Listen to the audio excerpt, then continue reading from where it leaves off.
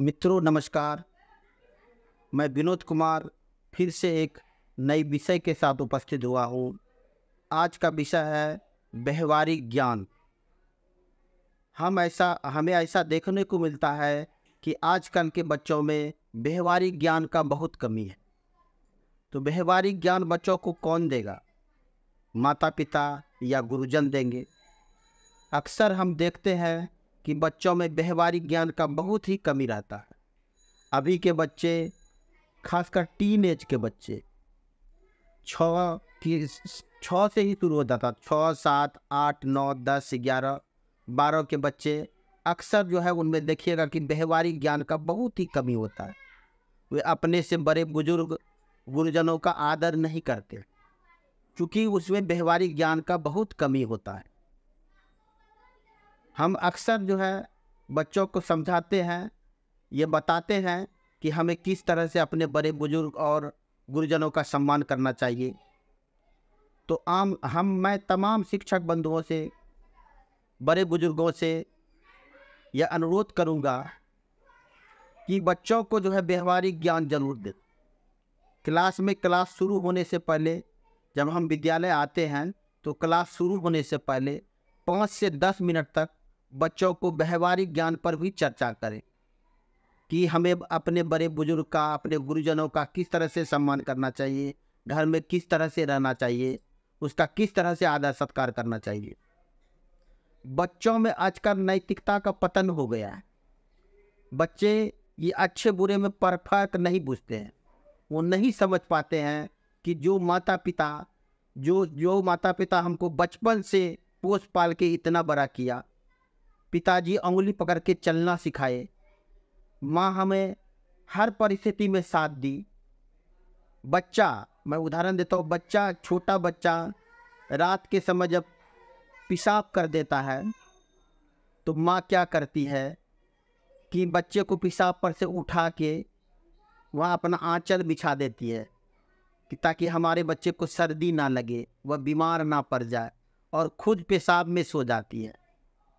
वही बच्चा जब थोड़ा सा बड़ा होता है, उसी माता पिता को आदर नहीं करता, उस माँ को सम्मान नहीं करता, उसी को व्यवहारिक ज्ञान सिखाने लगता है।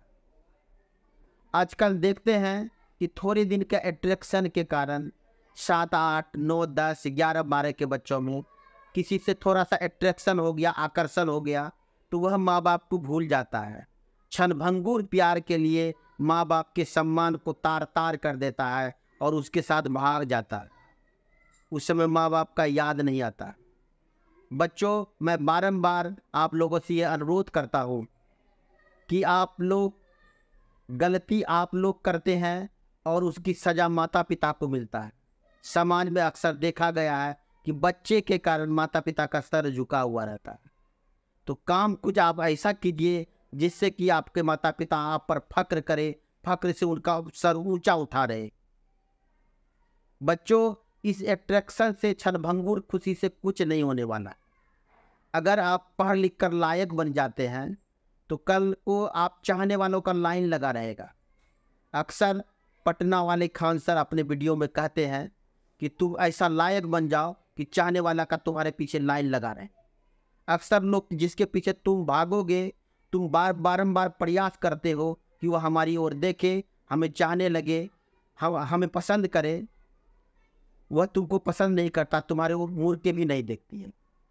अगर तुम कल को लायक बन जाते हो, एक लायक इंसान, बढ़िया नौकरी में चले जाते हो, तो वैसा चाहने वाला का तुम्हारे पीछे लाइन लगी रहेगी और तुम्हारे मन पे डिपेंड करेगा कि तुम किसको पसंद करते हो। तो काम कुछ ऐसा किया जाए कि लोग जब तुम्हारे पीछे दौड़े, ना कि तुम किसी के पीछे दौड़ो। बच्चों, इसलिए अपने आप में योग्यता पैदा करो, गुरुजनों और माता पिता का कहा मानो, तभी तुम्हारा भविष्य उज्जवल होगा।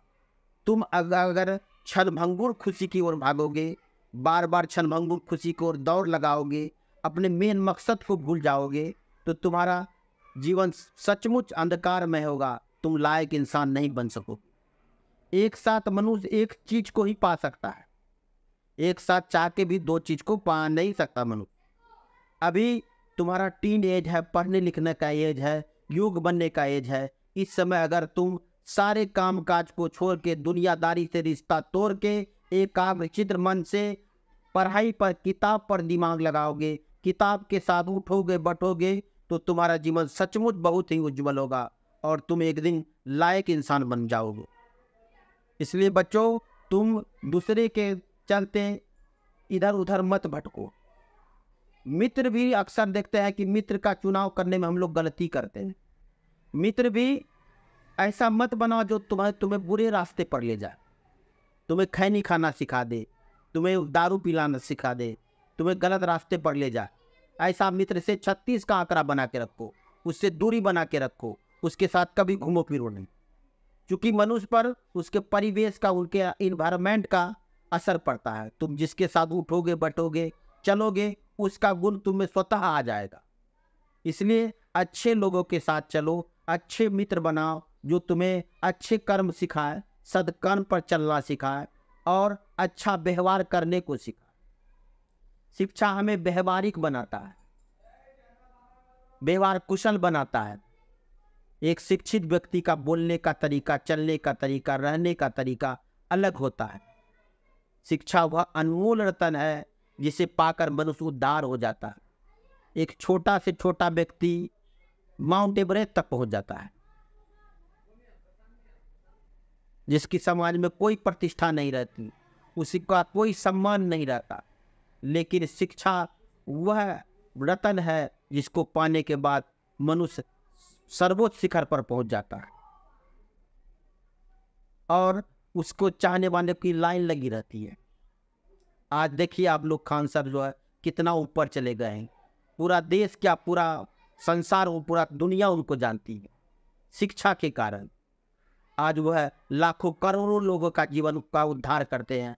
अपने YouTube चैनल के माध्यम से आज वह पढ़ाते हैं। उनके क्लास में इतनी भीड़ लगी रहती है, किसके कारण? शिक्षा के कारण। इसलिए यह एज पढ़ने का है, या टीन एज जो है पढ़ने का है, सीखने का है और आगे बढ़ने का है। इसलिए समय का सदुपयोग करें और आप आगे बढ़ें, व्यवहारिक ज्ञान सीखें। व्यवहारिक ज्ञान सीखने से आपका जीवन सचमुच सुखमय होगा और आप बहुत आगे बढ़ेंगे। इसलिए बच्चों, आप लोगों से मैं बारंबार विनती करता हूँ, अनुरोध करता हूँ कि आप लोग व्यवहारिक ज्ञान सीखें और अपने गुरुजनों तथा माता पिता का कहा माने, उनका सम्मान करें, उनके बताए हुए मार्ग पर चलें। क्योंकि आप कितना कुछ कर लीजिएगा, अपने माता पिता का कर्ज कभी अदा नहीं कर पाएंगे। बच्चा 2 क्लास पढ़ लेता है, कुछ अच्छा कर लेता है तो अपने माता पिता को सिखाने लगता है। उनका इच्छा, उनके दिमाग में क्या चलता है ये बात को भूल जाता है। उनकी इच्छा का कोई सम्मान नहीं करता। जो माता पिता शुरू से हमेशा आपका केयर किया, लेकिन शादी के समय माता पिता को लोग इग्नोर कर देता है। थोड़ा सा प्यार, अट्रैक्शन के कारण लोग माता पिता को भूल के उनके इज्जत प्रतिष्ठा को तार तार करके दाव पर लगाकर लोग भाग जाते हैं। जबकि वह क्षणभंगुर खुशी है, बाद में पछताते रहते हैं, जीवन भर पछताते हैं कि पढ़ाई के समय पढ़ाई नहीं किए और अभी जो है जीवन बहुत कष्टमय करता है। तब घूर के लोग अपने माता पिता के पास आते हैं। जो माता पिता पाल पोस के आपको इतना बड़ा किए हैं, उनको आपके हर एक चीज के बारे में जानकारी है। वह आपके दुख सुख, आपके इच्छा और आप क्या अच्छा लगता है आपको, सब विषय से वह वाकिफ है। तो क्यों नहीं हम उनके इच्छा का सम्मान करें और उसके बताए हुए मार्ग पर चलें।